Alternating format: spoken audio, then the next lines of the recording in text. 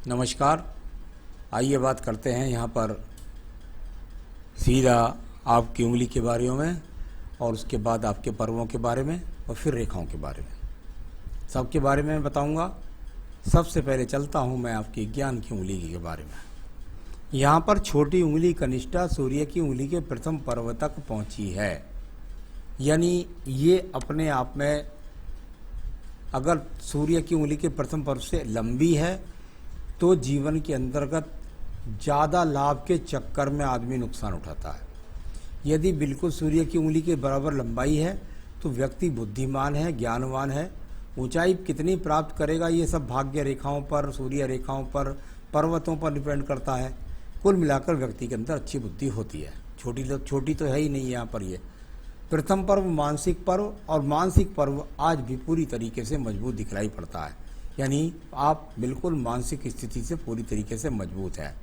Second पर्वत पर जब छोटी छोटी राहु रेखाएं लग जाती हैं एक दो, तो कभी कभी अपने आप में मन के अंदर खिन्नता होना, साथ ही साथ बड़ी तेजी के साथ क्रोध आना, और फिर वो जल्दी से ही शांत हो जाता है।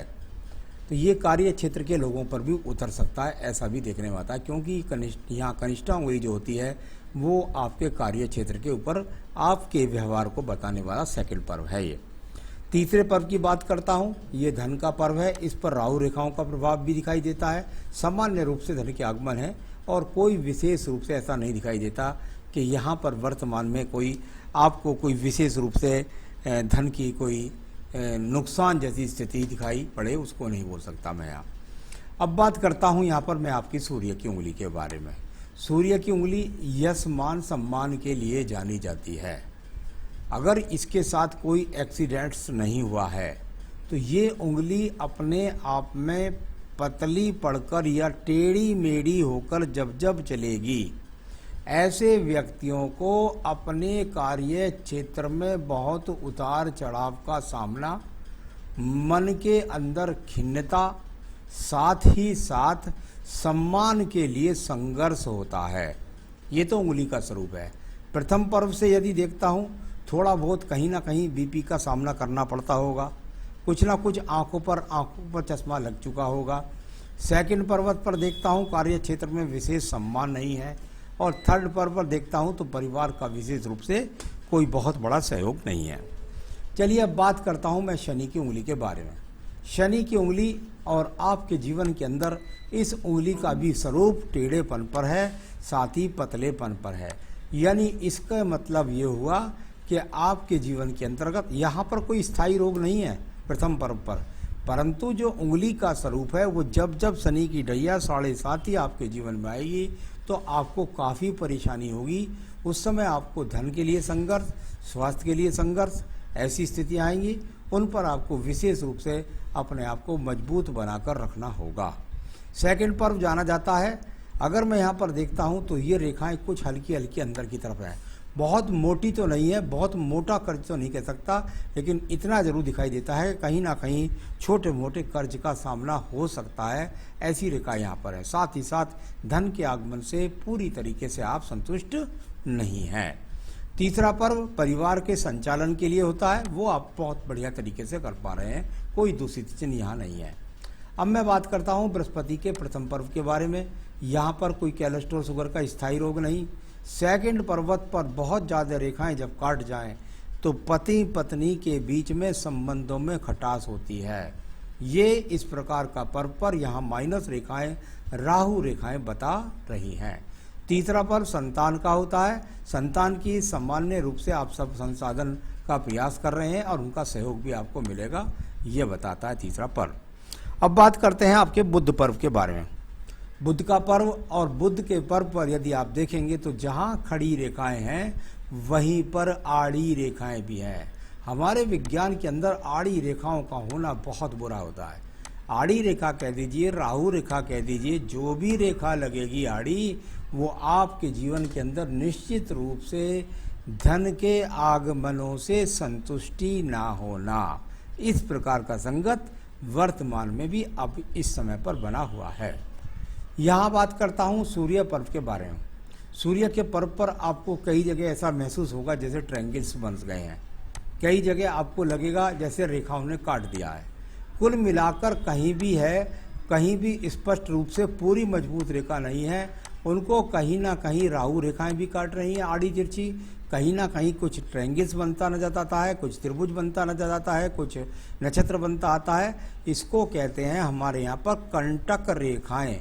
कंटक क्षेत्र बन जाए, कंटक क्षेत्र किसी भी पर्वत पर बन जाए तो वो पर्वत पूरी तरीके से दूषित हो जाता है। सम्मान के लिए संघर्ष, साथ ही साथ अपनी नौकरी के अंदर संघर्ष, साथ ही साथ कार्य क्षेत्र के लोगों से तालमेल में कमी, उनका सहयोग ना मिलना, ऐसा बहुत सारा खराब क्षेत्र ये सूर्य का यहाँ पर दिखाई पड़ता है।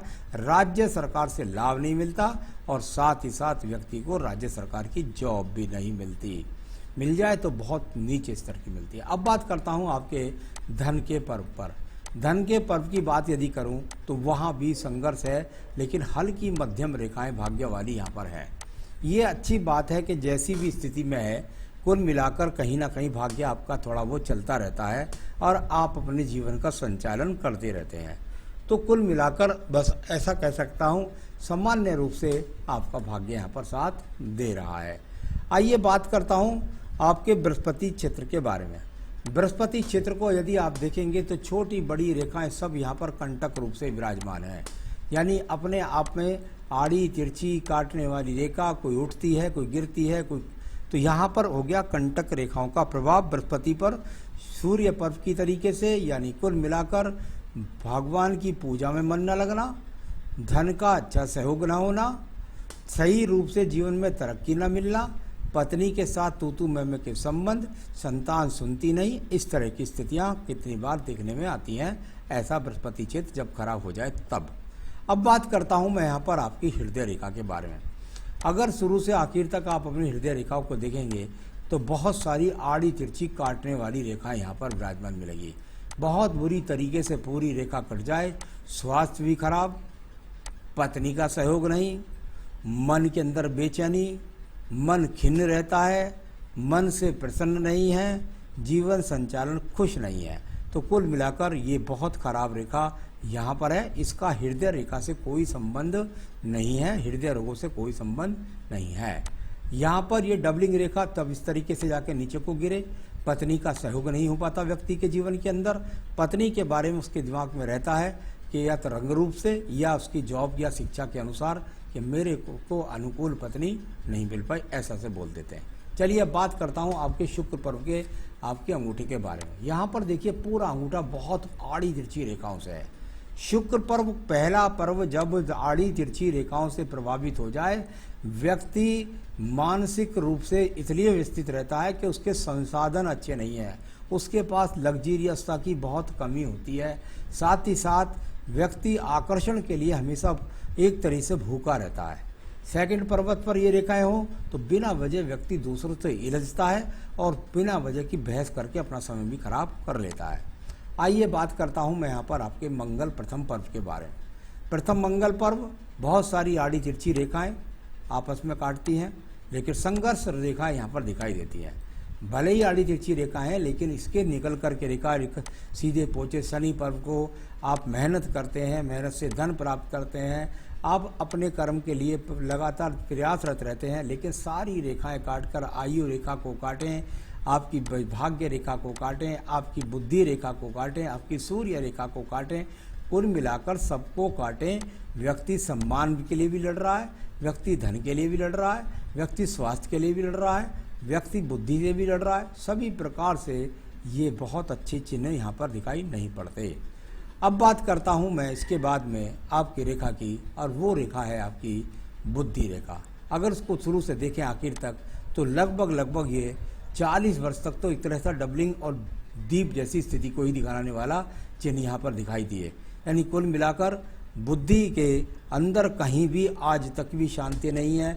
यहाँ नक्षत्र बन जाता है, यहाँ रेखाएं काट जाती हैं इतनी सारी, तो ये अशांत जीवन और मन के अंदर झंझलाहट के साथ में व्यक्ति खिन्नता के साथ अपने जीवन को व्यतीत कर रहा है, आज भी कर रहा है और पीछे से भी करता आ रहा है। तो ये इस प्रकार का मैं कम से कम 4 से 5 साल पीछे की जरूर बोल सकता हूँ। तो ये इस तरह की बहुत खराब रेखा यहाँ पर है। मंगल क्षेत्र कार्य का जो आकर्षण क्षेत्र होता है, जिसमें संसाधनों का पता लगता है। यदि ये सुंदर किसी व्यक्ति का हो जाता है तो व्यक्ति अपने चरित्र के आकरण से दूसरों को आकर्षित करके धन के अच्छे उपयोग बनाता है। यहाँ भी ये क्षेत्र आपका खराब है। द्वितीय मंगल पर्वत अच्छा निकला। भगवान की कृपा यह है कि यहाँ कोई मुकदमा, झंझट, कोर्ट कचहरी इस तरह का यहाँ पर नहीं निकला। पूरे हाथ के अंदर एक ये क्षेत्र ऐसा है जहाँ कोर्ट कचहरी मुकदमा नज़र नहीं आता। अब बात करता हूँ मैं यहाँ पर आपके रेखाओं के बारे में, और वो रेखा है आपकी चंद्र पर्वत की रेखा है। चंद्र पर्वत की रेखा, इधर से तो चलो आप डिप्रेशन में तो नहीं जाएंगे, आप आत्महत्या की तो नहीं सोचेंगे, आप कुल मिलाकर विदेश तो नहीं जाएंगे इस तरह का, लेकिन केतु पर्वत बहुत विदूषित हो रहा है और आगे तक जाकर के इसमें अगर देखूं तो ये इस तरह का, ये जब यहाँ आड़ी तिरछी क्षेत्र रेखा का एक तरह से जब ये चिन्ह बन जाता है तो ये भी एक तरह का शुक्र मारक ही होता है। यहाँ स्वास्थ्य का भी ध्यान रखिएगा, संसाधनों का भी ध्यान रखिएगा।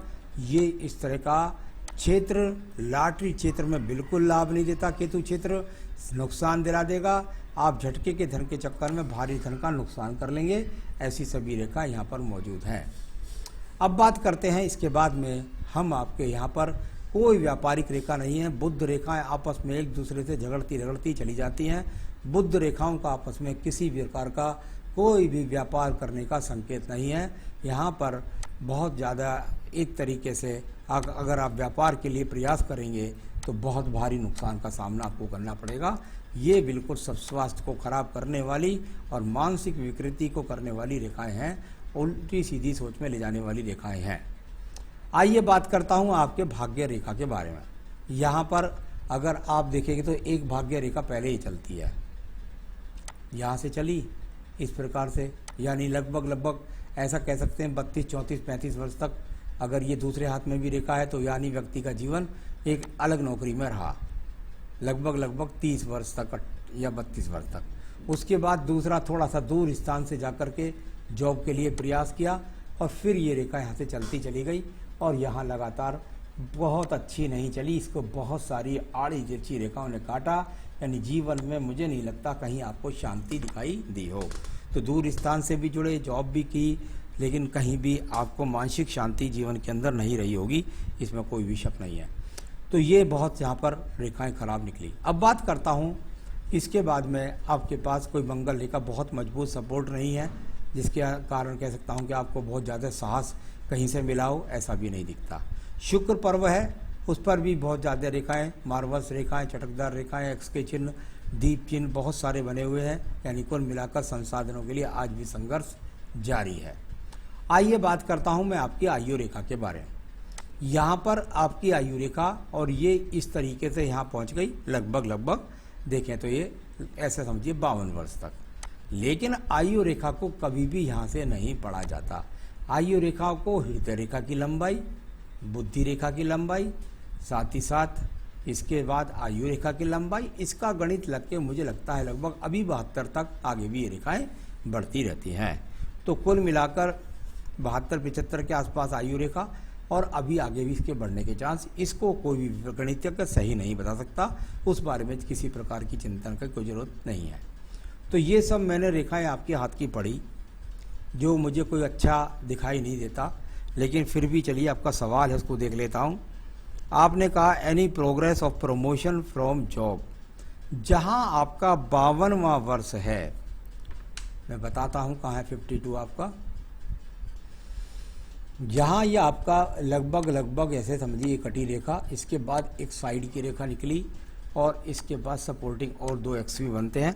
मैं समझता हूँ आने वाले मार्च से लेकर के और 2022 के अंदर, मार्च 2022 से लेकर के और उसके अंत तक कहीं ना कहीं कुछ ना कुछ थोड़ा बहुत प्रमोशन के साथ स्थान परिवर्तन का मौका है। कभी कभी व्यक्ति जॉब परिवर्तन के साथ, और यदि ऐसा ना हो तो जो आपकी जगह है उसमें कहीं आपकी सीट का परिवर्तन हो जाए दूसरी कंपनी में, उसी कंपनी के दूसरे स्थान पर। लेकिन लगता है कहीं कि आपको एक बार प्रमोशन यहाँ पर 2022 के मार्च के बाद से अंत तक मिलने की बहुत ज़्यादा संभावना दिखाई पड़ती है। आपने पूछा है any benefit from lottery means big amounts gain, बिल्कुल भी नहीं। कहीं से कहीं तक कोई राहु पर ऐसा नहीं, कहीं न कहीं से कोई भी यहाँ पर इस प्रकार का ये यहाँ पर ऐसा संकेत नहीं है। इसको बहुत सारी रेखाएं काटती हैं, तो ये कुल मिलाकर कहीं भी नहीं है आपके जीवन के अंतर्गत। आप कोई भी ऐसा प्रयास ना करें, कोई लॉटरी आपकी कभी भी जीवन में या सट्टा या मटका या कुछ भी नहीं लगने वाला है, ये बिल्कुल यहाँ स्पष्ट है। ओवरऑल हाथ का मैंने एनालिसिस कर दिया है। आप अपने जीवन में सही डिसीजन करें, आपको उन्नति तरक्की मिले। आपका रत्न बनता है पुखराज, आप इसे पहन सकते हैं इस उंगली में। आप चाहें तो मुझसे मंगा सकते हैं, मैं आपके स्थान तक पहुंचा सकता हूं। तो ये वैवाहिक जीवन के लिए, आपके स्वास्थ्य के लिए, आपके प्रमोशन के लिए, 3 चीज के लिए। तो ये तो पुखराज, पत्नी का स्वास्थ्य भी ठीक रहे। तो यहाँ उसके साथ बस आप सिर्फ अपने संकटों को, अपनी बुरी रेखाओं को खत्म करके बुरा समय खराब करने के लिए आपको एक ही काम करना पड़ेगा और आजीवन करना पड़ेगा, यदि आप चाहते हैं स्वस्थ रहना और सही रूप से उन्नति प्राप्त करना। रुद्र गायत्री की 3 माला का जाप आपको नित्य करना है। रुद्र गायत्री की 3 माला का जाप आपको रोजाना करना है, अगर आप अपना जीवन बनाना चाहते हैं सुखी। तो रुद्र गायत्री मंत्र जो है उसकी माला का जाप आपको नित्य करना है। इतना करिए, जीवन में आप सुखी रहें, ये मेरी शुभकामनाएं। नमस्कार।